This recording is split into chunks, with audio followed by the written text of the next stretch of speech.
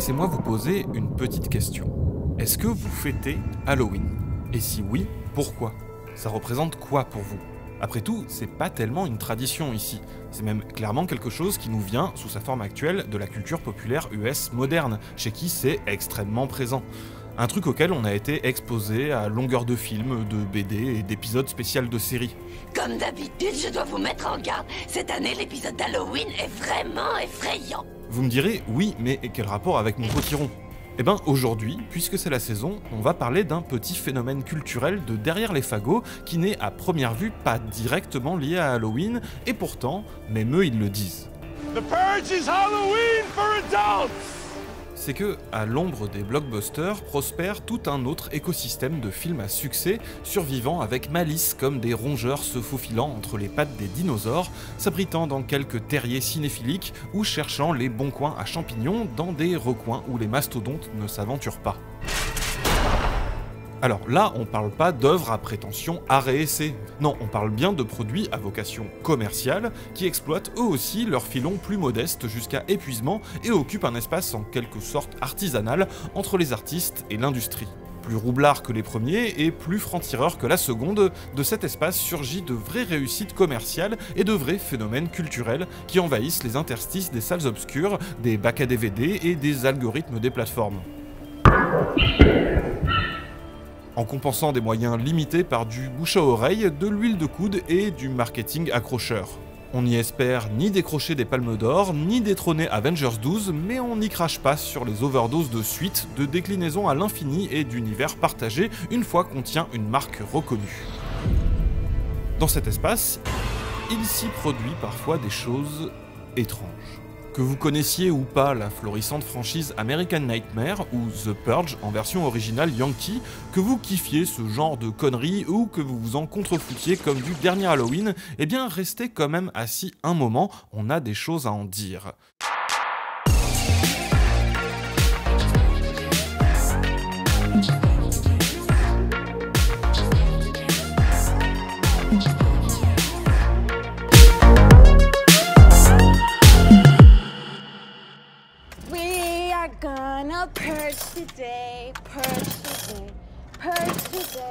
The Purge est d'abord un film états-unien sorti en 2013 qui a débouché sur une décennie de suites et de déclinaisons, comptant à ce jour 5 longs métrages et un spin-off pour la télé, censé terminer sa surenchère avec le bien nommé The Forever Purge, mais qui en fait risque de donner un nouvel opus qui imaginerait une purge mondiale, idée elle-même rescapée de la série, annulée au bout de 2 saisons.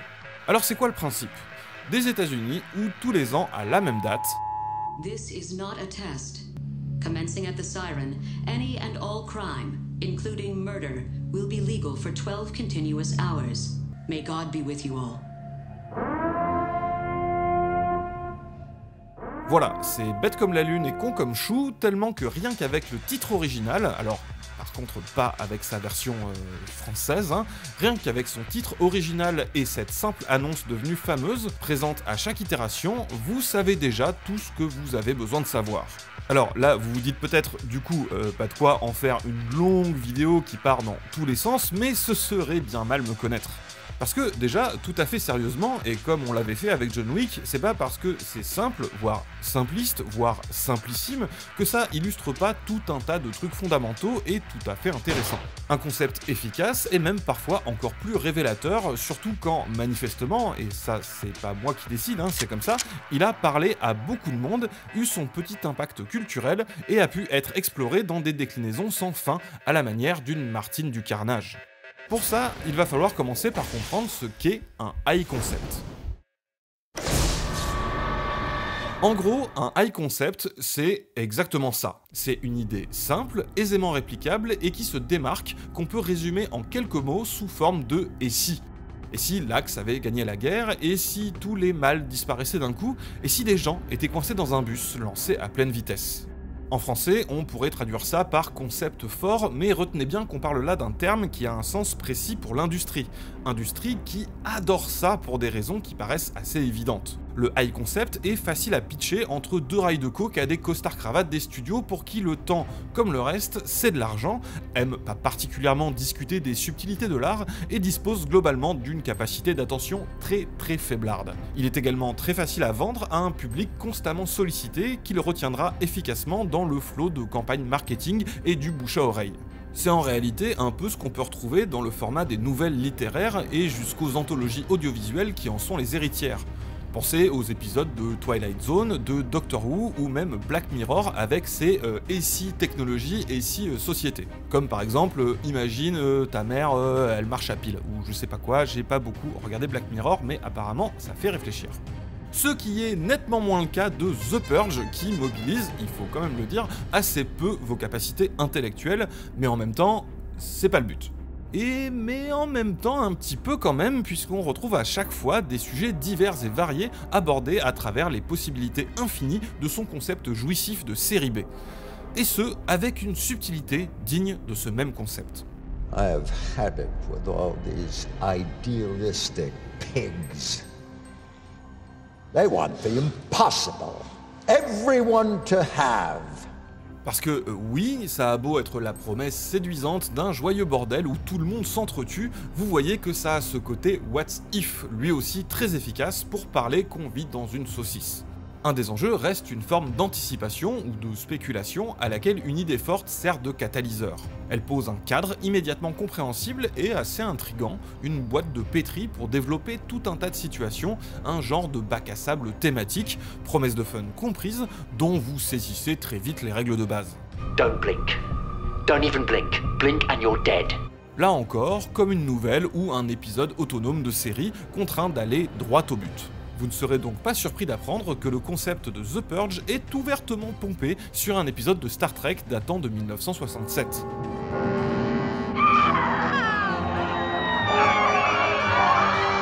À partir de là, vous voyez bien le potentiel. Vous pouvez vous-même totalement imaginer une multitude d'histoires, de situations, de déclinaisons rien que pour l'exercice. Il n'y a même pas de limite en termes de genre, de ton ou de personnage, et c'est bien ce qu'exploite la franchise jusqu'à l'os. Et d'ailleurs, je trouve personnellement qu'un des problèmes de la franchise, c'est de vouloir parfois devenir de vraies suites avec des héros récurrents qui évoluent, perdant un peu du sel de son côté anthologique.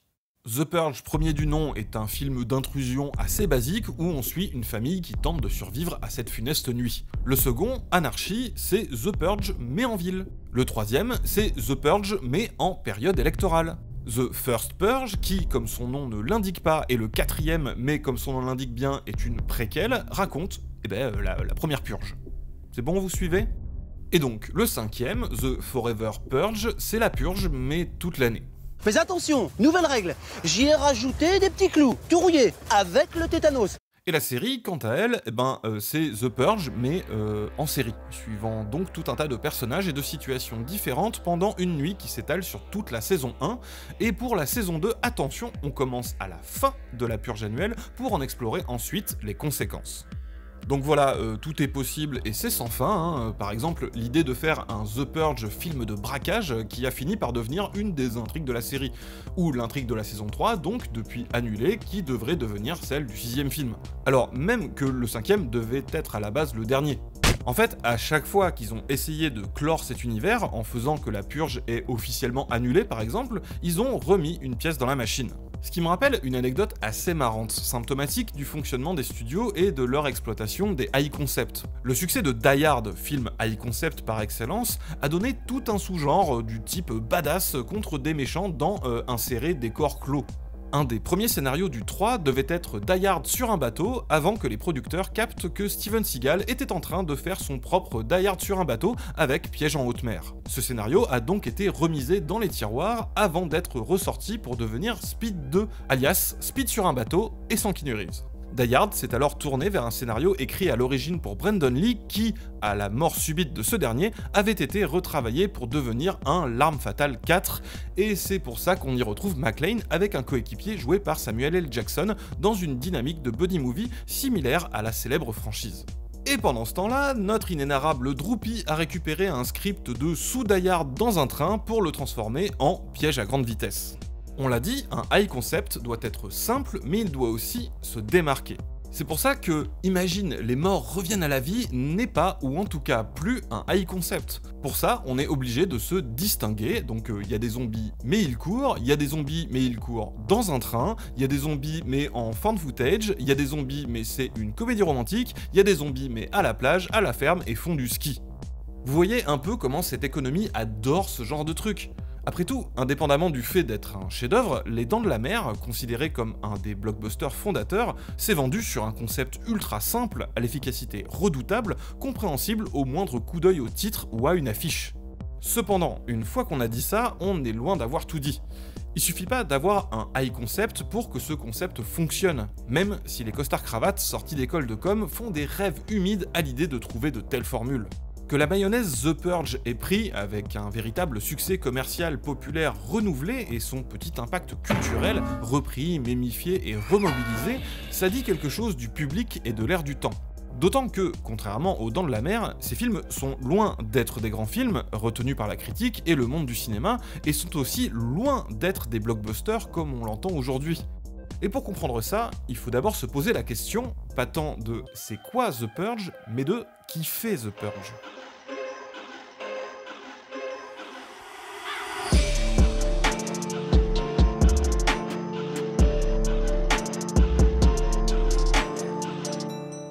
You know who created the Purge, don't you? On doit les The Purge au studio Blumhouse du nom de son fondateur, Jason Blum. Et Blumhouse est une boîte de prod assez particulière qui fait un peu débat. Même si vous intéressez pas forcément à ces choses-là, c'est un studio que vous avez déjà croisé sans le savoir. Enfin, pas physiquement, parce qu'ils sont à Los Angeles, mais vous m'avez compris. On n'est pas face à un gros mastodonte qui pond des blockbusters à plusieurs centaines de millions tirés d'un énorme catalogue de franchises rachetés à coups de milliards. Mais on n'est pas non plus face à un label arty façon A24 qui aurait fait son nom sur la qualité ou l'originalité de ses prods. Parce que oui, un studio indé, ça veut pas forcément dire intello, avec une ligne édito très branchée et des grandes exigences artistiques en opposition à ces gros mastodontes qui feraient du fast-food cinématographique purement commercial.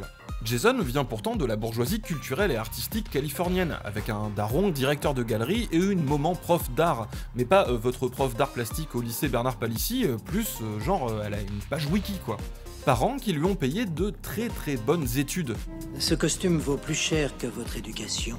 Avec des relations qui lui ont permis de produire son premier film. Mais le cœur de Jason penche vers un cinéma assez méprisé par le bon goût des élites culturelles, pour qui l'art est en premier lieu un outil de distinction sociale. Je dis le cœur, mais également le porte-monnaie, car Jason est aussi, et surtout, un excellent businessman. Le modèle de Blumhouse repose sur de tout petits budgets à gros potentiel, d'où l'intérêt des high concepts. L'objectif étant une prise de risque faible. C'est vraiment facile de les rentabiliser entre l'exploitation en salle, à l'international ou sur support physique, les plateformes, etc. Surtout quand le concept est assez attrayant pour capter la curiosité du public sans dépenser des millions en com au détour d'un bac DVD, en scrollant les suggestions Netflix ou en passant devant l'affiche un jour de déshérence dans un centre commercial. Et au pire, quoi ? T'auras perdu quelques petits millions. Et quand ça marche, ton retour sur investissement est vraiment pas dégueu. Mais le endgame, c'est que dans le tas de toutes ces petites productions malines, il y en a qui deviennent de vrais phénomènes culturels. Et là, c'est Banco. Parce que quand je dis que vous les avez déjà croisés, Blumhouse, c'est entre beaucoup d'autres choses, Sinister, Insidious, Unfriended, Split, Ouija, mais aussi les Paranormal Activity. Vous voyez le truc, le premier Paranormal Activity, c'est du found footage, la forme top budget par excellence, dans une maison à la con, avec des effets ultra simples. Le coût de prod d'un machin comme ça, c'est 15 000 $. Combien t'a coûté? J'en sais rien. Alors, faut relativiser un peu la légende, parce que quand ça a attiré l'attention des professionnels via les réseaux et les festivals, ils ont quand même rajouté 200 000 pour rendre ça commercialisable, notamment le son, la post-prod, etc. Et ils ont même retourné la fin à la demande de, tiens, Steven Spielberg. Mais même là, pour un film, c'est ridicule comme budget. Surtout quand ça devient le phénomène qu'on connaît et que ça rentre 193 millions.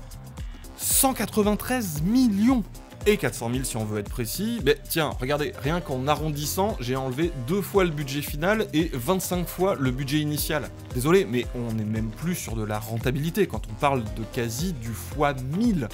Juste le film le plus profitable de tous les temps. Juste. Now, whether or not this was just a marketing tactic or real fan participation, it certainly seemed to work. This has got to be one of the most profitable movies ever created.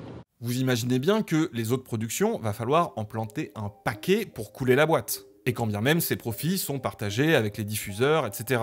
Surtout qu'après, il y a les suites, qui cherchent toujours, malgré ce succès colossal, de tout petit budget.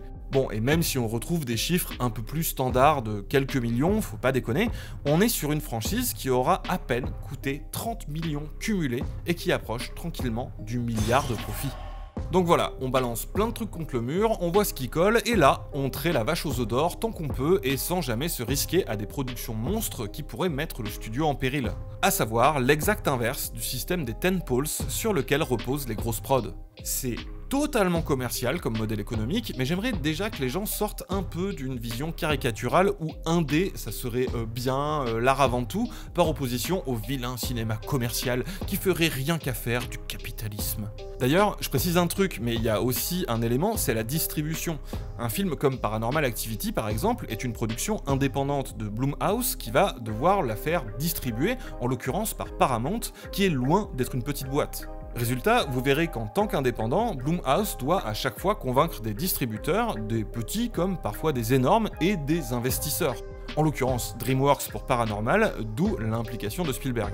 Et c'est d'autant plus nuancé que là, évidemment, on parle de projets de petits futés comme Paranormal, qui essaie clairement de reproduire des recettes à la Blair Witch, qui avait été un phénomène culturel énorme.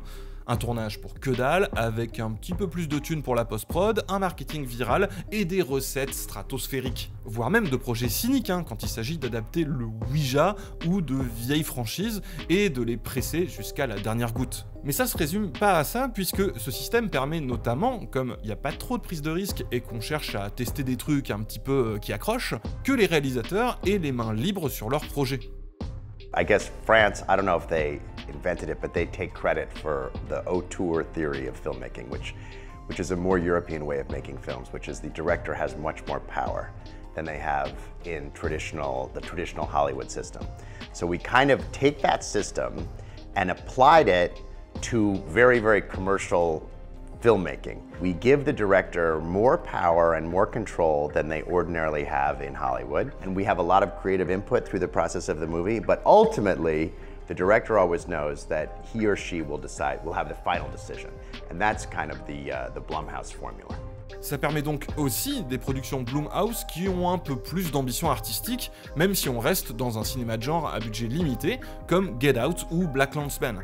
Ou alors de donner leur chance à de nouveaux créateurs, ou à des expérimentés, mais à qui plus personne fait confiance. C'est comme ça qu'on s'est retrouvé avec Shyamalan qui essayait de faire son Marvel Cinematic Universe rien qu'à lui, version top budget. Vous l'aurez peut-être compris, le côté high concept est en réalité assez putaclic comme on dit en ligne, qui est clairement un outil commercial, il permet aussi à du menu fretin de tenir tête aux gros requins. Surtout à une époque où ces derniers délaissent les projets originaux au profit de l'exploitation de marques issues de catalogues. Et là, faut qu'on parle vite fait de ce qu'on appelle le cinéma d'exploitation. Oula, ok, pause. Alors, je suis Mathieu de la chaîne Le Coin du Bis et c'est moi qui monte cette vidéo actuellement. Vu que là ça mentionne l'exploitation et la série B, je vais juste prendre la main rapido pour éviter quelques petites confusions. La série B, c'est un terme apparu dans les années 30. Il désignait les films de genre à petit budget qui passaient lors des séances en double programme dans les cinémas de quartier américains. Dans ces doubles séances, le public se déplaçait généralement pour le grand film hollywoodien, la série A, mais pouvait également, pour le prix d'un seul ticket, assister à la projection d'un autre film plus modeste, la série B. Majoritairement composé de westerns, de films d'horreur, d'action et de SF, ces films compensaient généralement un budget dérisoire par une inventivité à toute épreuve. Et si la critique a longtemps boudé ces films par pur snobisme, ils comportent néanmoins de nombreuses perles et des petits chefs-d'œuvre. D'ailleurs, pas mal d'acteurs et de réalisateurs reconnus ont également fait leur début dans ces films assez modestes. I'm Vincent Price. À partir des années 50, l'apparition de la télévision dans les foyers américains va fragiliser Hollywood, qui se focalise alors sur les films à très grand spectacle et délaisse au passage les séries B. Quelques années plus tard, Roger Corman voit qu'il y a un créneau à occuper et va devenir le spécialiste en la matière en produisant une tonne de séries B, principalement à destination de la jeunesse, et qui vont, grâce au relâchement progressif de la censure et la fin du code Hays, de plus en plus s'orienter vers le cinéma d'exploitation. Et là, attention à la confusion, car si le cinéma d'exploitation est composé de série B et de série Z d'ailleurs, une série B ne sera pas forcément du cinéma d'exploitation. Ce terme désigne des films à petit budget, mais où l'accent est mis en priorité sur le sexe et la violence. En gros, le but ici n'est pas de produire quelque chose d'artistique ou même de très réfléchi, il s'agit surtout d'amasser rapidement et facilement un maximum d'argent en flattant les plus bas instincts des spectateurs. Ces films racoleurs sont tournés selon les modes du moment et flirtent systématiquement avec les limites de la censure. Et à partir de la fin des années 60, moment où le code Hays va être abandonné et où la censure va se détendre un peu, vous vous doutez bien de ce qui va se passer.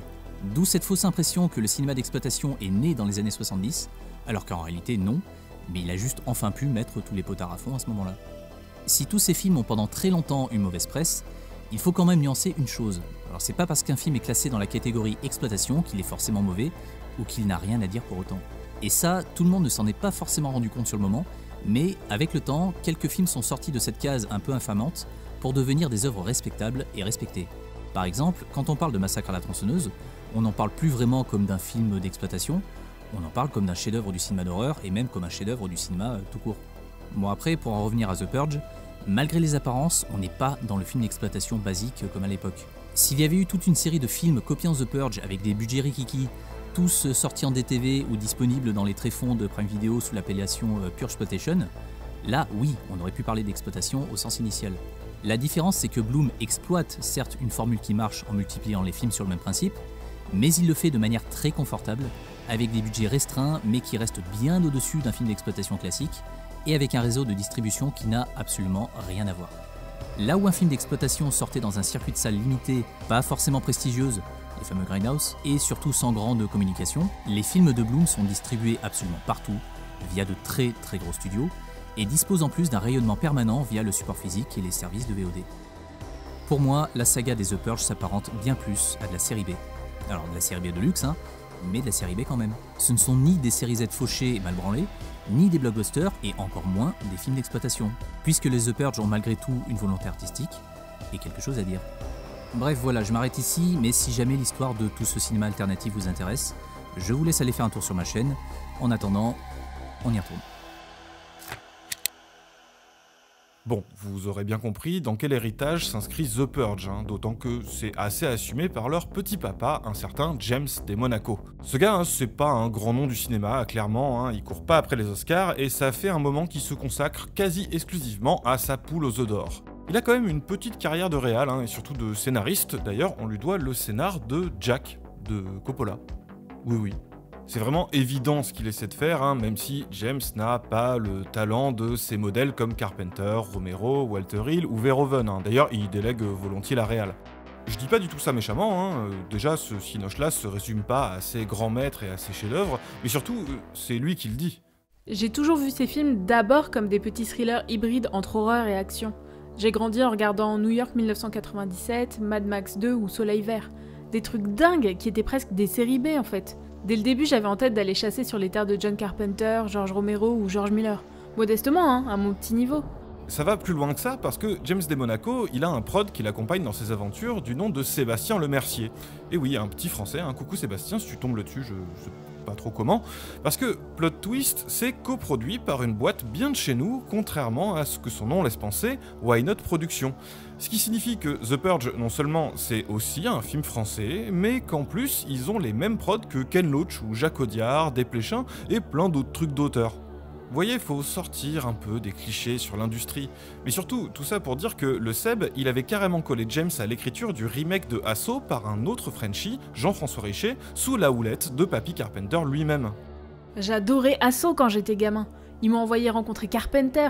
C'était un rêve qui se réalisait et John était vraiment chaud pour faire un remake. Il adorait mon idée de faire des flics les méchants. Il disait genre c'est trop subversif, hein. Il déteste les flics. La logique du premier The Purge fait pas mal penser à d'autres cadres restreints mais efficaces comme La Nuit des Morts Vivants ou, bah tenez, Halloween, du même Carpenter, avec un tueur dans un théâtre réduit à un pâté de maison. Donc c'est pas qu'en termes de production que ça ressemble, hein, ou plutôt de ce type de production découlent des types de films. Et The Purge s'inscrit aussi dans cet héritage de manière, on va dire, esthétique.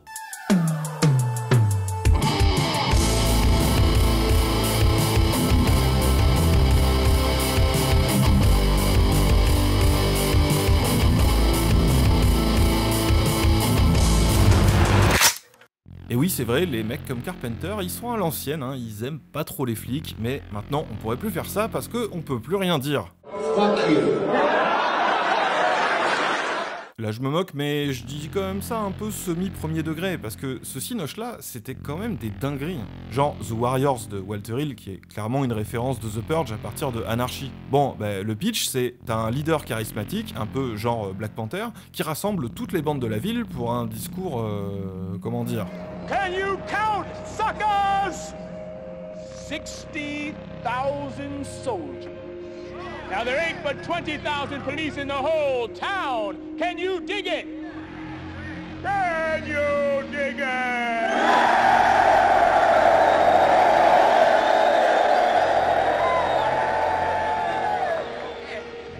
The problem in the past has been the man turning us against one another.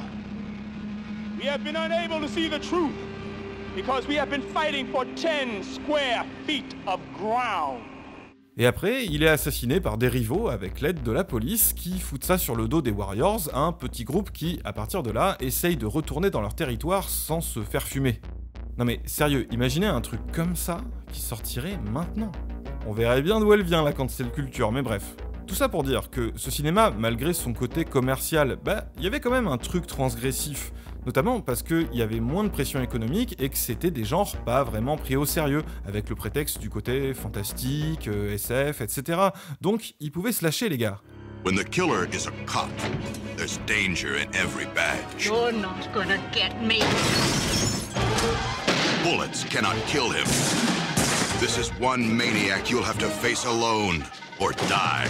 The choice is yours. You can fight him. Remain silent forever. Starring Bruce Campbell from Evil Dead. Maniac Cop. Et quand je dis se lâcher, c'est vraiment avec zéro subtilité. I have come here to chew bubblegum and kick ass. And I'm all out of bubblegum. Oh,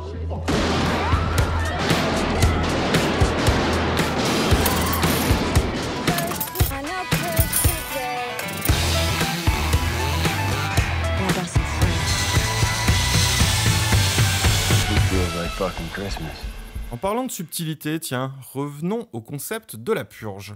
Parce que, high concept, série B, tout ça, malin petit ours brun, sauf que, une fois qu'on a dit ça, ça soulève un truc encore plus intéressant à mon avis. C'est pas parce que t'as une idée forte qu'elle va prendre, même si c'est le rêve de tout marketeux. Alors, qu'est-ce qui fait que ce concept est un concept fort? Pourquoi l'idée de la purge, ça marche? Autant le dire tout de suite, hein, c'est pas pour la finesse prospective de cette idée, parce que si on réfléchit 2 secondes à est-ce que la purge en vrai ça fonctionnerait, on voit vite l'entourloupe. Les films partent du principe que l'instauration de cette politique fait vraiment chuter la criminalité et solutionne à sa manière une grave crise socio-économique. Ok, instinctivement, on se dit que ça sert de catharsis et du coup, après les gens, ils sont calmés et ils se tiennent sages. That is being described as a societal catharsis. Ce qui contredit à peu près tout ce qu'on sait des raisons de la criminalité, mais aussi le bon sens, quoi. Je veux dire, la criminalité, elle est due à beaucoup de facteurs, mais elle se résume certainement pas à un besoin des gens de se défouler. Admettons. Alors, c'est pas grave, hein, c'est pour le fun, mais en fait, d'une certaine manière, c'est pas aussi con que ça en a l'air. Je m'explique. Forcément, avec la purge, tu comptes pas le déchaînement titanesque de méfaits la nuit elle-même chaque année, puisque, par définition, ils sont autorisés. Il y a de la criminalité que quand quelque chose est criminalisé. Vendre du shit, ben, ça compte, mais semer la misère dans une région entière en délocalisant une boîte en Sildavie, non, ça compte pas. Braquer une banque, c'est un crime, en monter une... Banco. Mais pour paraphraser l'autre, je sais pas lequel est le plus moral. Bon, mais admettons. Bon, en plus, ça exclut plein de trucs qui auraient dû avoir lieu sans ça, mais que les gens ont juste attendu cette nuit-là pour commettre. Et surtout, il y a la quantité extravagante de toutes les saloperies auxquelles les gens se seraient jamais livrés sans ce moment d'amnistie. À quoi il faut ajouter que ça crée un contexte de tension encore plus extrême, avec encore plus de cycles de violence, de vengeance, etc. Bon, mais admettons. The owner of that house killed my son 12 months ago.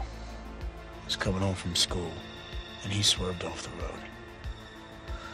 That bastard's blood alcohol level was 3 times the legal limit, but you know. Et puis, même si on réfléchit juste un peu, le reste de l'année, qu'est-ce qui a changé? Genre, qu'est-ce qui te dissuade plus de commettre un crime qu'avant l'existence de cette politique? Ça représente toujours le même risque. Et même, par exemple, braquer une banque, c'est limite plus compliqué pendant la purge, vu que tout le monde s'y prépare. Bon, mais admettons. Alors, évidemment, si tu gobes ça comme ça, c'est stupide. Oulala, c'est terrible la purge, mais finalement, est-ce que ça serait pas un mal pour un bien? Mais je pose la question, j'ouvre le débat. Ouais, forcément, dit comme ça, c'est complètement con. Mais si tu prends le problème autrement, ça fait déjà beaucoup plus sens. La perception de la violence, du crime, de l'insécurité, de toutes ces horreurs et de leurs raisons, c'est quelque chose de très décorrélé, de très instinctif, qu'on peut difficilement dépassionner. Parce que ça prend aux tripes, quoi, ça nous touche vachement. Et c'est par conséquent très facilement sujet à des manipulations ou à de la pure propagande. Et ça vaut d'autant plus pour un cinéma qui joue sur cette corde plus que sur le rationnel. En fait, ça joue sur le même instinct que toutes les réponses faciles à base de fantasmes sécuritaires ultra-violents. Voilà, on va tirer sur tout le monde, la justice c'est compliqué, l'état de droit c'est chiant, alors exécution sommaire extrajudiciaire en toute impunité, puis on n'a qu'à rétablir le bagne en Palombie, la peine de mort par bassin de piranha, foutre des brigades de la mort avec des lance-flammes ou je sais pas quoi. Bon, résultat, on aura gagné l'ambiance favelas, sauf pour les bourges qui pourront se planquer dans des gated communities avec des milices privées, mais au moins on se sera bien défoulé. Et comme du coup ce sera encore plus violent, on pourra s'en servir pour justifier des réponses encore plus violentes. Dans ce sens-là, oui, ça marche comme politique. Et c'est ça le nœud de l'affaire. La purge, ça fonctionne uniquement si tu poses ton cerveau et que tu laisses libre cours à tes pires instincts. Est-ce que ça serait pas ça le principe même de la purge? Everyone thinks this night will solve all their problems, but it can't. It won't. It doesn't solve anything, it just makes everything worse. Si tu intègres que le réel objectif n'est pas celui avancé par la propagande, là, ça commence à faire sens. Et ça tombe bien, parce que la saga elle-même l'a compris. The purge is not about containing crime to one night and cleansing our souls by releasing aggression. It's about one thing. Money. That's enough. I can't listen to this crap. He's as full of shit as they are. No, he's right. Come on, they're keeping the population down by getting rid of people like us to save money. Le problème que doit résoudre la purge, c'est pas juste la criminalité. Il est bien dit qu'il s'agit de problèmes économiques, de travail, de logement, etc. Unemployment rising across the nation. Stock market down another 2,000 points and the largest drop in its history. A subprime mortgage crisis worse than 2008. Neighborhoods across the country destroyed by an opioid epidemic. Ça, c'est assez malin, puisqu'ils auraient tout à fait pu vendre ce concept putassier sans pour autant le subvertir eux-mêmes. Il y a le concept et il y a le traitement. Tu viens pour le premier, mais tu restes pour le second. Surtout, le concept joue sur un truc très basique, très fondamental, très commun. Mais c'est son traitement qui, lui, est vraiment signifiant. Je vous refais pas la vidéo John Wick et le contrat social, possible que beaucoup d'entre vous l'ont déjà vu. Mais là, on a le bon vieux sujet de la nature humaine, qui part de l'a priori très répandu selon lequel, si on enlevait toutes les institutions, tous les garde-fous, l'homme serait un loup pour l'homme. Mais de la façon dont les films vont développer à partir de ça, quelle que soit leur complexité ou leurs ambitions, va forcément sous-tendre une vision de cette nature humaine, une vision du monde quoi. Ils vont dire quelque chose même à coups de pampan et de splash-splash. Surtout dans un exercice comme ça de spéculation dystopique. Tout le monde voit bien le petit frisson d'imaginer cette espèce d'état de nature. Ça vient toucher des cordes diverses, mais toujours sensibles. Du coup, les films eux-mêmes fournissent une forme de défouloir cathartique. Et mon voisin, si tranquille, imagine, il viendrait me torturer parce que j'ai pas coupé la haie. Et mon manager toxique, il ferait moins le malin, Et les gens qui parlent au cinéma, qui me collent dans le métro, qui m'ont piqué ma Game Boy en CE2. Je vous épargne les trucs les plus sombres, vous voyez très bien ce que ça peut soulever. Et justement... Les films sont émaillés de trucs à la con comme ça. Du style, dès le premier, il y a l'amoureux secret de l'ado qui tente de buter le père parce qu'il les empêche de se voir. Alors, pour le coup, je pige pas bien le projet, genre, après, ils s'imaginent ça va être quoi la situation, mais bref, des bails un peu banals, voire assez minables humainement. Mais t'as des choses beaucoup plus parlantes socialement. Ça joue vraiment sur une ambivalence cruciale entre peur, parce que c'est des films qui doivent jouer à faire peur, et fantasme, parce que c'est du divertissement censé être jouissif. Et vous voyez bien comment ça peut résonner avec une ambiance d'effondrement social. Il y a cette vibe de réelle anxiété, voire de paranoïa, autour du « Ah, c'est terrible, ça va être la fin du monde !» qui s'accompagne d'une forme de projection fantasmée, d'excitation. Le survivalisme à l'ancienne, très ricain d'ailleurs, sur le mode « Bah moi je serais dans mon bunker et je pourrais tirer sur tout le monde », Elle n'est pas trop jeune pour apprendre à tirer avec ce genre de fusil. Oh non, c'est l'âge parfait. mais aussi la version collapso, plus humaniste, façon je serai dans ma communauté autogérée et le capitalisme, ça sera enfin fini. Vous voyez ce que je veux dire? Ça a quelque chose d'apocalyptique dans tous les sens du terme, y compris de révélation, de catalyseur, comme ce qui alimente l'hégémonie du post-apo dans la SF, tout particulièrement du zombie. She messes the deputy, then look at Jim's Facebook page. It bore pictures of her husband carrying guns and posts about a country dissolving into chaos and videos about people stopping intruders with guns, people killing burglars with guns, people shooting big guns, small guns, all kinds of guns that he watches late into the night. Here she is now, pulling into a parking spot outside of Walmart and her husband reaching for an AR-15 that he tells her sometimes he would have no problem using against a thief breaking into their house, or a violent protester in the streets of Milwaukee, or a terrorist in Syria, or, if necessary, even a stray dog on their lawn. What is this, a guy who needs a mobility scooter to get around? Something. Just let me kill something. Just anything. You know, the very fact is that if people's lives are unstable, if they feel like their ability to fucking live and have a roof over their heads and sustain themselves and their family is threatened, they're going to reach out for things to reassert control of their lives and people to blame for it. And because gun ownership and sort of the idea of the lone armed citizen defending his family and his hearth is so powerful, of fucking course people are going to turn to that. C'est quand même très criant que les excités de la guerre civile imminente, ils sont à la fois totalement paniqués, genre vraiment ça peut te bouffer d'être persuadé que sous peu, là, ça va être tous contre tous, et en même temps, tu sens bien qu'ils bandent un peu dessus. T'inquiète pas que la purge chez les Blancs, elle sort toute seule. Hein. Une fois que l'effondrement commencera, eux, ils font partie des faibles. Donc, ce pays mérite une guerre civile raciale bien sale. Il faut qu'il crève, ces chiens. Voilà. Donc, vivement la guerre civile, vivement l'effondrement.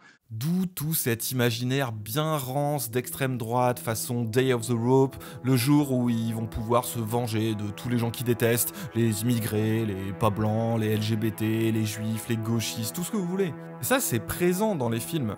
La purge elle-même est présentée comme un truc très très réactionnaire. Alors, le parti qui met ça en place, les New Founding Fathers, c'est censé être ni les démocrates, ni les républicains, mais c'est complètement les républicains.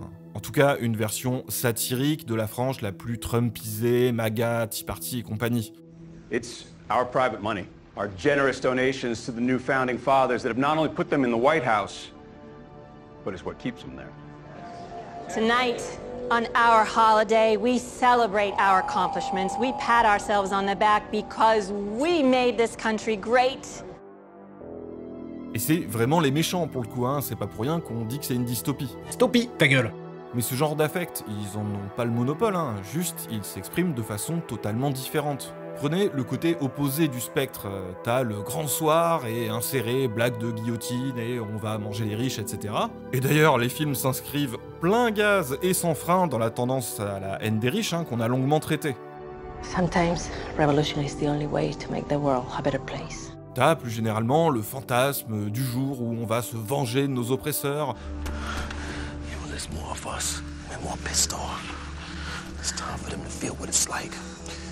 Change only comes when their blood spills. Le jour où on va cramer le patriarcat. Goddamn cockblock. We take her, or we take your balls. Et t'as l'inverse aussi. Every fucking day, you pass me by in the hallway like I ain't shit. Well now, that shit fucking changes. I change shit tonight. I'm gonna release the beast! I'm a both of you fucking lame bitches! It's my right! L'affect de l'émeutier qui, le temps d'une nuit, veut tout cramer, et l'affect du bon citoyen qui voudrait qu'on leur tire dessus à balles réelles, ils ont beau être complètement opposés, ils procèdent un petit peu de cette même dynamique. On pourrait multiplier les exemples, hein, et c'est précisément ce qui alimente la saga en enjeu. Tout le monde a un peu peur des flammes, et tout le monde aime un peu jouer avec le feu. Cependant, vous aurez noté que toutes ces variantes n'ont absolument pas les mêmes moteurs, les mêmes modes d'expression et les mêmes implications. Déjà parce que tous ces fantasmes n'impliquent objectivement pas le même rapport au passage à l'acte. Et parce que non, vouloir écraser les autres encore plus violemment, ça ne veut pas dire la même chose que se venger de ce qu'on subit, même quand ça aboutit à des horreurs les plus absolument condamnables. Ça ne les rend en aucun cas justifiables, juste ça ne veut pas dire la même chose. It's my right. No. It's my right. No. What's wrong with you? It's okay, right? Okay? Okay, he's dead and you killed him! Jim, our kid have a family. I don't remember who you're talking about. Allison, everyone has a family! Oh, I don't feel good.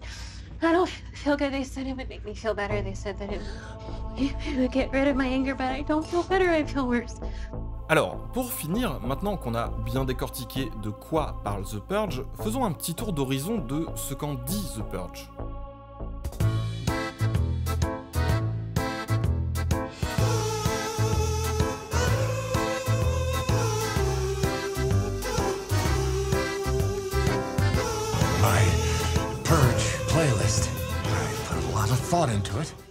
On l'a dit, le premier opus, c'est un simple home invasion. L'univers est exposé par ce qu'on perçoit de l'extérieur, mais autant dire que c'est très clair dans son traitement dès le départ. On retrouve la famille de Ethan Hawke, un concepteur de système de sécurité qui permet à ceux qui en ont les moyens de protéger leurs petits chez eux de la purge. Ce qui lui permet, en retour, de lui aussi avoir plein de thunes et de mettre assez littéralement la daronne, jouée par Lena Headey, à l'abri. Donc direct, on voit que les gens sont pas plus égaux face à la purge que face au reste, vu que non seulement ces objets d'études ambulants pour Pinson Charlot peuvent concrètement s'en exempter, mais pire, certains usent de leur position pour participer en s'en prenant aux plus vulnérables. Ici, un SDF pris en chasse par une jeunesse dorée décadente que le gosse d'Ethan laisse entrer en sécurité, ce qui mène au siège et à la tentative d'infiltrer la maison. Tout le dilemme pour les persos va être alors de jeter ou non sous le bus un pauvre type qui ne bénéficie pas de leur confort. Après, boum, infiltration, pampan, suspense, du faux sang partout. Et cerise sur la haine des riches, le final montre leurs voisins bien comme il faut débarquer, en apparence pour les sauver, mais en fait pour se venger de la famille dont ils jalousent la richesse, obtenue, il est vrai, en les forçant à acheter des sécurités à cause de la purge. Cette idée du « à qui profite le crime », c'est un truc récurrent de la saga, avec aussi, bien entendu, le lobby de l'armement qui pousse à cette politique. The new founding fathers rising in polls, with the NRA now endorsing them and supporting them financially with large donations to the NFFA war chest. We no longer worship at the altar of Christ, Mohammed, Yahweh. We worship at the altar of Smith & Wesson. Pour info, Demonaco a songé au concept lors de ses jours en France où il a constaté notre rapport différent aux armes à feu. C'est-à-dire qu'on n'est pas complètement cinglé avec ça, hein, ça a dû lui faire tout drôle effectivement. Façon Final Girl, Lena se sort de cette situation avec l'aide du SDF tout en refusant de participer à la purge, quand bien même elle ne ferait ici que répliquer. Idem, un ressort qui va devenir assez récurrent. Sur le papier, personne ne vous oblige à purger. C'est les valeurs US quoi, hein. Chacun est libre et responsable. Sauf que cette liberté de principe n'est pas indépendante des conditions matérielles des gens. Cette politique s'auto-alimente en créant un contexte où c'est un privilège autant de ne pas la subir que de refuser d'y participer, tant qu'il n'y sera pas mis fin à un niveau collectif. Hypocrisie, bien sûr, mais totalement sensée si vous vous rappelez le véritable rôle de la purge, explicité ici dès le premier opus, parce que, bon, on n'est pas là pour les interprétations sophistiquées. Vous voyez donc que, ok, l'homme est ici un loup pour l'homme, hein, d'où //Turk, mais elle a bon dos la nature humaine. Cette situation n'a rien à voir avec un état de nature, mais bien le produit de notre société où les gens sont formatés au quotidien pour fonctionner en tous contre tous et qui crée des relations absolument destructrices. Société qu'on imagine aisément encore plus ravagée à ce niveau-là, vu qu'elle a amené d'elle-même, par voie électorale qui plus est, des politiques comme la purge qui elle-même aggravent cet état. Les groupes privilégiés le sont encore plus, et les plus vulnérables aussi. Bien sûr qu'un pauvre à la rue, il est encore plus mal barré pendant la purge, tout le monde comprend ça. D'ailleurs, il y a un petit truc pas mal, c'est que, vu que tout est très brut de décoffrage, souvent certaines choses signifiantes sont pas explicitées. Par exemple, le fait que le SDF cible du lynchage soit noir n'est jamais mentionné comme un sujet, et pourtant, ça n'a rien d'anodin. Ça, c'est très héritier du cinoche dont se revendique de Monaco. Et le plus fou, c'est que ça a même pas besoin d'être volontaire, c'est vraiment la représentation qui fonctionne toute seule. Au passage, une bonne occasion de rappeler que si vous limitez le sens des œuvres aux intentions des auteurs, bon courage avec ça, et surtout, c'est hyper réducteur. Le personnage de Ben dans La Nuit des Morts Vivants, il avait pas été écrit spécialement pour être afro-américain. Ils ont casté Dwayne Jones parce qu'ils le trouvaient cool et que, avantage des petits films de genre fauché, pas de producteurs racistes des années 60 pour leur dire que c'était pas une bonne idée. Sauf que, évidemment, le final, alors attention, spoiler, mais faudrait penser à le mater un jour quand même, c'était en 68, après avoir survécu, Ben se fait assassiner par la police et une milice de citoyens. Bon, ça prend une connotation particulière, dont ils ont apparemment pris bien conscience quand ils ont appris une certaine nouvelle à la radio pendant la tournée. Martin Luther King was shot and was killed tonight in Memphis.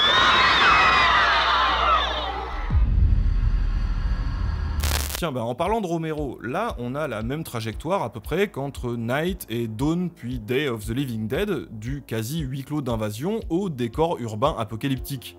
C'est qu'après avoir engrangé 90 millions sur un premier film qui en a coûté 3, James se retrouve avec en gros le budget d'un bon petit épisode de Game of Thrones saison 1, mais du coup il se sent plus pissé, on va sortir faire une virée en ville pour voir la purge en vrai. Alors là, la franchise part full action sur le mode des dystopies urbaines vénères des 70s, façon Carpenter ou Warriors, et ça va rester globalement comme ça, avec des budgets du même ordre. On se retrouve avec le néo-yakayo Frank Grillo en rôle-titre pour péter des gueules, et j'avais omis de vous signaler qu'on trouve aussi Michael Bay à la prod. On introduit également un mouvement de résistance habilement appelé la Résistance, et quand je dis mouvement de résistance, je déconne pas parce que là aussi c'est très 70s. Profit making is not the essence of democracy. Wake up, people. Wake up! It's time to take a stand.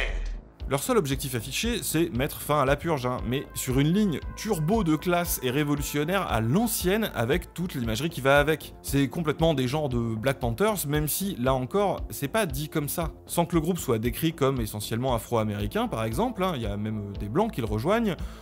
Bon, le vocabulaire, l'esthétique, c'est totalement à ça que ça renvoie. Fuck the new founding fathers! Fuck you! Fuck your money! And motherfuck the purge! De manière générale, on trouve beaucoup de persos qui résistent et sont latinos ou amérindiens. Plus globalement, on inverse le point de vue et on se place ici du côté des classes laborieuses urbaines qui subissent cette politique de plein fouet. What the hell's going on? The damn insurance company. They just raised the premium on my purge coverage by thousands.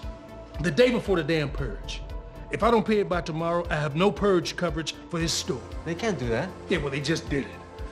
Comme on disait que ce côté loup pour l'homme, c'était une bonne grosse construction sociale, et là on voit carrément que le gouvernement emploie des milices pour mettre de l'huile sur le feu.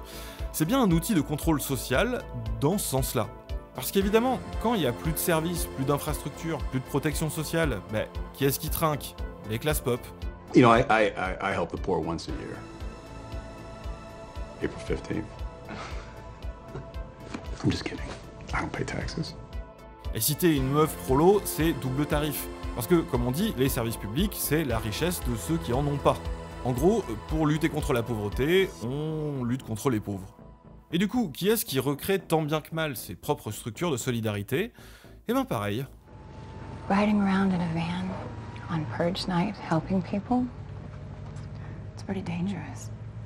Unwritten purge rule is leave the triage units alone. It's true, for the most part. Comme dans ce qu'on avait dit sur John Wick, en l'absence de règles, les gens partent pas forcément, en tout cas pas uniquement, en Battle Royale. Ils ont tendance à créer des nouvelles règles tacites, ce qui, mine de rien, correspond assez bien à ce qu'on observe dans les endroits où les institutions collectives ont déserté ou s'avèrent défaillantes.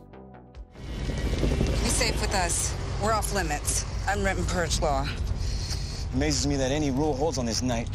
The purge notwithstanding, the natural human bent is toward order. In the absence of that, people find ways to pay homage. Les richoux, eux, pendant ce temps, ils payent des gens pour purger sans risque dans des petites chasses à courre et à l'homme, parce que bien sûr qu'il y en a qui feraient ça. Alors, forcément, il y a un twist, hein, sinon on s'emmerde.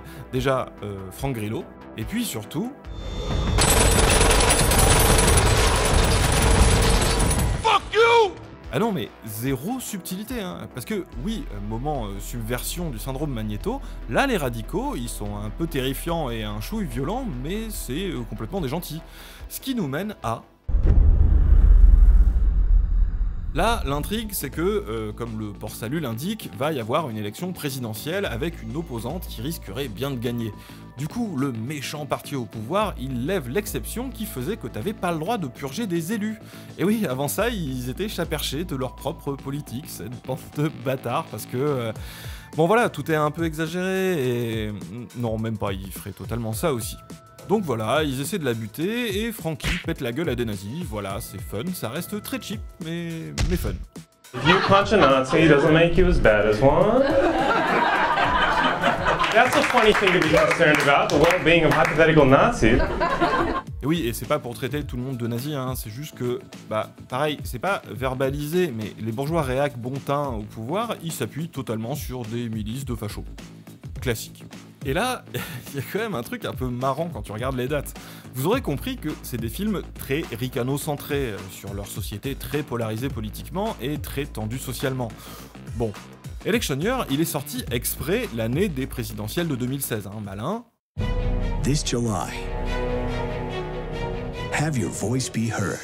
I purged because staying in is un-American. I purged for my family. Don't let your freedoms get taken away. I purged to keep my country great. Et la phrase d'accroche, c'est carrément « Keep America Great ». Habile référence au Make America Great Again, et attendez, parce qu'il y a encore plus drôle, c'est que Donald Trump, pour sa tentative de réélection la fois d'après, c'était mot pour mot « Keep America Great, right? Keep America Great. Bon, voilà, il y a une ambiance un peu fin de trilogie où on gagne l'élection, la démocratie est sauvée, back to brunch. Nos radicaux, là, ils sont toujours du bon côté, mais quand même, la candidate doit s'opposer à eux, parce que comme leur strat, c'est d'utiliser eux-mêmes la purge pour mettre fin à la purge, je comprends votre colère, mais est-ce que quelque part, on vaut mieux qu'eux si on fait ça? Non, faut pas s'abaisser à leur niveau. Et puis, boum, c'est vraiment ce qui se passe dans le film, elle gagne et finit la purge. Sauf que...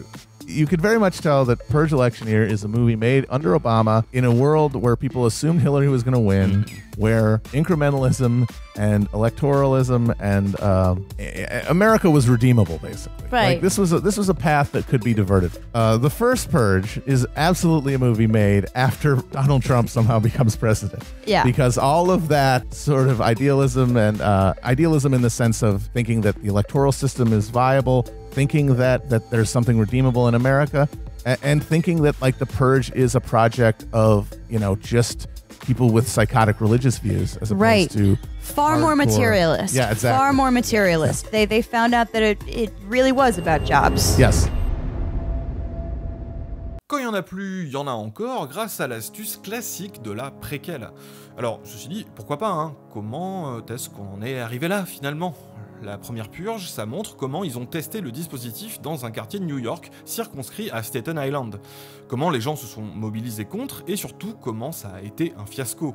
Pas parce que ça a été un bain de sang, vu que c'est le but, non, au contraire, parce que les gens du quartier, globalement, si tu leur dis « faites ce que vous voulez cette nuit, tout est permis », qu'est-ce qu'ils font ces cons? Party on!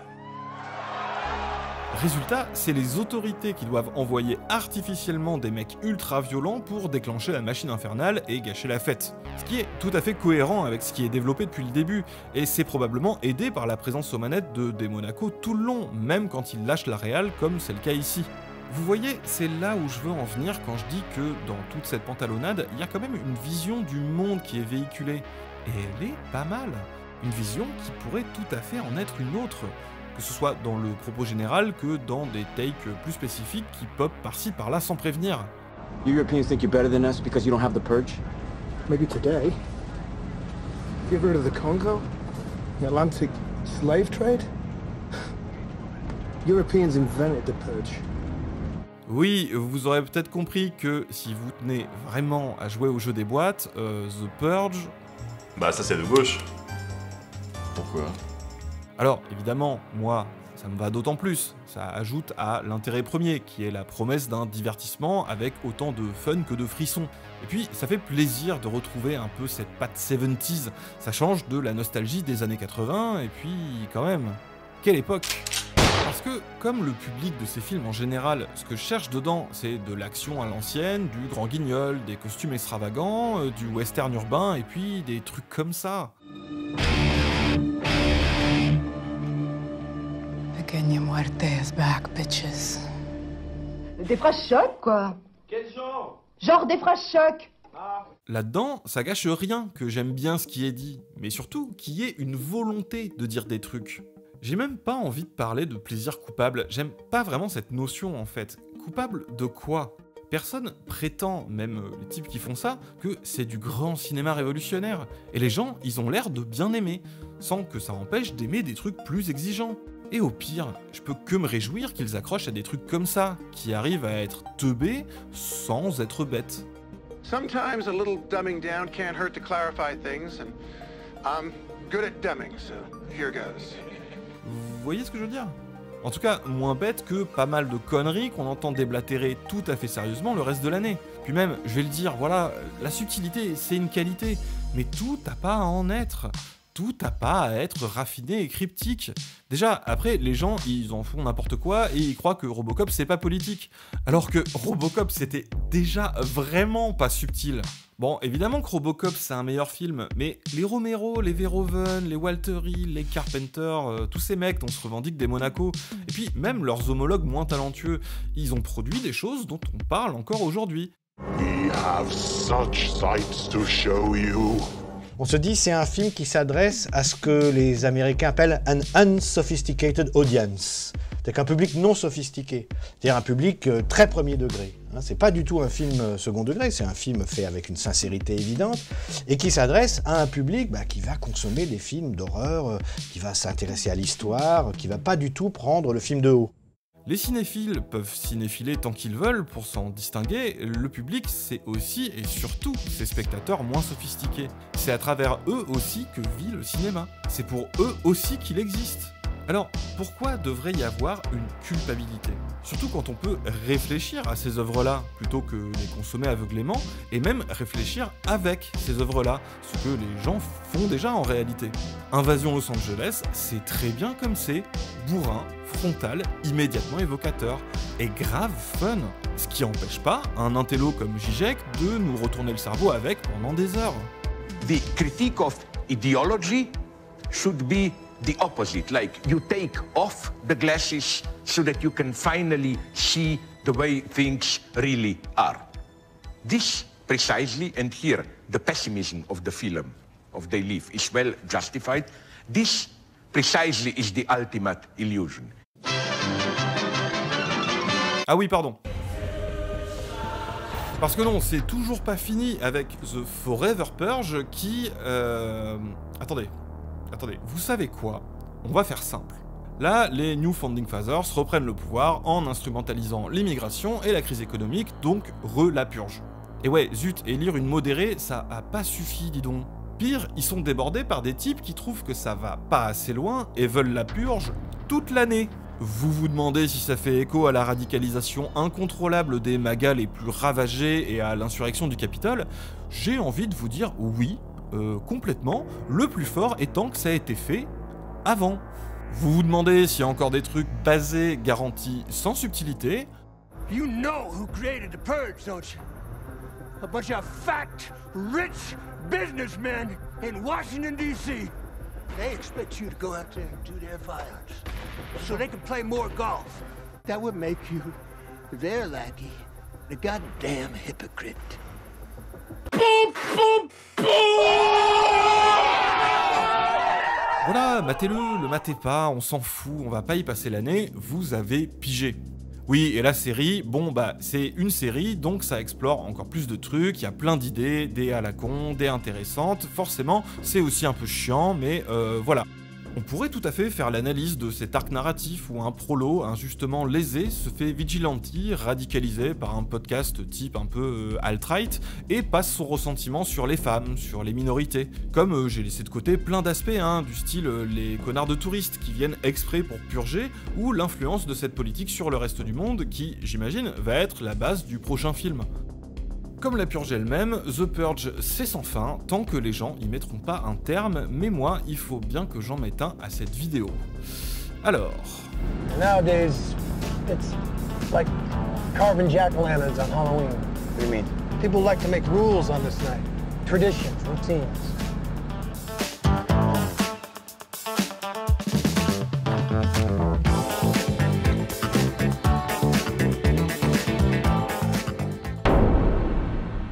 Est-ce que vous fêtez Halloween? Si je pose la question, c'est parce que... The Purge is Halloween for adults! Je sais, Halloween trouve ses racines anciennes en Europe, mais soyons clairs, quand on en parle maintenant, on fait référence à une fête profondément ancrée dans la culture populaire états-unienne. Culture qui s'est répandue chez nous via leur hégémonie culturelle, s'est répandue dans l'espace public sans pour autant que cela devienne une pratique aussi populaire que chez eux. Résultat, il y a des chances que ça vous concerne pas du tout, mais aussi que vous costumiez pour une petite fête privée ou dans un bar. Au-delà des liens évidents, c'est l'Halloween, on veut des bonbons. On parle d'un moment de divertissement où on cherche à la fois à se faire plaisir et à se faire peur. Quelque chose qui convoque tout un folklore horrifique pop. Quelque chose d'un peu extravagant, voire puéril, et qui pourtant touche des adultes. Quelque chose pour se lâcher, se déguiser, devenir autre chose, s'amuser du sang, de la mort et des horreurs le temps d'une nuit. Les films The Purge, comme Halloween et comme la Purge elle-même, sont un peu tout ça. Un défouloir de quelques heures qui mêle divertissement régressif et sujet grave. La Purge y est d'ailleurs traitée comme une fête annuelle, morbide, terrifiante, mais une fête. Ce qui la rapproche de quelque chose de bien moins ricain et beaucoup plus répandu dans le monde, sous des formes très diverses, dont Halloween, sans en provenir directement, a repris bien des aspects de manière assez évidente. Là où est le commencement, là aussi sera la fin. Carnaval doit réapparaître. Welcome to Bygone, the carnival of flesh, a celebration of killing through the ages, where you can burn, stab, bludgeon, just like your ancestors did. Quand je vous dis que c'est des choses assez simples et fondamentales dans l'imaginaire collectif, c'est aussi ça. Carnaval, on pourrait en remonter les origines à l'infini, mais toujours est-il que c'est ça la base. Une purge. Littéralement. Même si dorénavant il en existe à tout un tas de dates, il s'agit à la base de célébrer la sortie de l'hiver et l'arrivée du printemps, de se purifier pour un renouveau, une réjuvénation, punaise c'est dur à dire mais c'est un vrai mot promis. Je déconne pas, c'est des vrais bails et je dis même pas qu'ils ont réfléchi à ça à fond, mais justement il n'y a pas besoin, c'est ancré profondément dans nos cultures. Tenez, rien qu'un truc, on n'a pas parlé de la date de cette purge annuelle, et c'est pas du tout à Halloween, c'est dans la nuit du 21 au 22 mars. Précisément au passage au printemps. À Carnaval, on se masque, on peut devenir n'importe qui. Les contraintes, les tabous, les interdits sautent. Les hiérarchies sont bousculées, voire se renversent. Le roi devient le fou devient le roi, bref, vous voyez le truc. Et aussi, on punit. On violente, symboliquement ou non, ceux qui ont enfreint la morale, ou ceux qui représentent le monde d'avant. On détruit les effigies, on brûle Monsieur Carnaval. C'est un moment d'émancipation, de transgression, et paradoxalement, c'est aussi devenu un moyen de contrôle social. Le moment où les autorités, politiques, économiques ou religieuses, laissent le bas peuple faire ce qu'il veut, renverser l'ordre social dans un moment festif, limité dans le temps, afin de le préserver le reste du temps. Ça ne change pas le monde donc, c'est du divertissement. Et peut-être même que ça nous en détourne. Mais on parle par extension de carnavalisation lorsque la culture populaire, par définition illégitime, changeante, collective, s'inscrit dans une culture cultivée et figée, comme la littérature ou le cinéma. On parle alors de sérieux comique, par opposition au monde seulement sérieux de la culture officielle. L'exemple type, c'est Rabelais. C'est légitime, Rabelais, maintenant on le fait en cours et tout. Pourtant, c'était considéré un peu comme des bêtises vulgaires qui se basaient sur tout un tas de folklore populaire, Gargantua, Mélusine, tout ça, dont Rabelais a fait de la littérature. Alors, pour m'excuser de vous avoir abruti avec mes conneries régressives, je vais vous laisser sur un peu de littérature. Il faut ouvrir le livre et soigneusement peser ce qui est exposé. C'est alors que vous vous rendrez compte que l'ingrédient contenu dedans est de toute autre valeur que ne le promettait la couverture. c'est-à-dire que les matières traitées ici ne sont pas aussi frivoles que, dessus, le titre le laissait présumer. Il faut pourtant ne pas s'arrêter là, comme enchanté par les sirènes, mais interpréter dans le plus haut sens ce que peut-être vous pensiez être dit de manière fantaisiste. Puis, par une lecture attentive et une réflexion assidue, rompre l'os et sucer la substantifique moelle avec le ferme espoir de devenir avisé et vertueux grâce à cette lecture. Vous y trouverez un goût plus subtil et une philosophie cachée qui vous révélera de très hautes arcanes et d'horrifiques mystères en ce qui concerne tant notre religion que, aussi, la situation politique et la gestion des affaires.